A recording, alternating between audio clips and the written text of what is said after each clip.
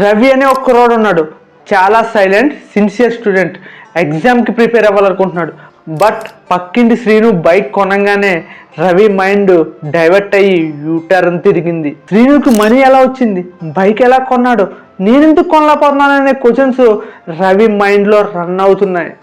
శ్రీను బయట హెల్మెట్ పెట్టుకొని bike ride చేస్తుంటే రవి హాస్టల్ రూమ్లో మిర్రర్ ముందు హెల్మెట్ లేకుండా ఇమాజినరీ రైడ్ స్టార్ట్ చేశాడు.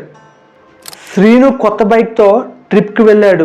ఫోటో తీసుకొని సోషల్ మీడియాలో పోస్ట్ చేశాడు. లైక్స్ వచ్చాయి. రవి అయితే ఎగ్జామ్ పేపర్లో బైక్ డయాగ్రామ్ మాత్రమే డ్రా చేసి వచ్చాడు.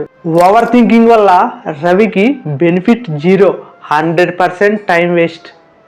అందుకే గుర్తుపెట్టుకోవాలి, పక్క వాళ్ళ గురించి ఎంత టైం స్పెండ్ చేసినా వాళ్ళ లెవెల్ చేంజ్ కాదు. అదే టైంని మన స్కిల్ ఇంప్రూవ్ పడితే మన లెవెల్ చేంజ్ అవ్వచ్చు. లైఫ్లో రేస్ ఒకటే, కాంపిటేటర్ కూడా ఒకడే, మీరు వర్సెస్ మీరు. మీ ఫోకస్ వేరే వాళ్ళ లైఫ్ మీద పెట్టే కంటే మీ లైఫ్ మీద మీరు పెట్టుకుంటే రియల్ విన్నర్ అవుతారు.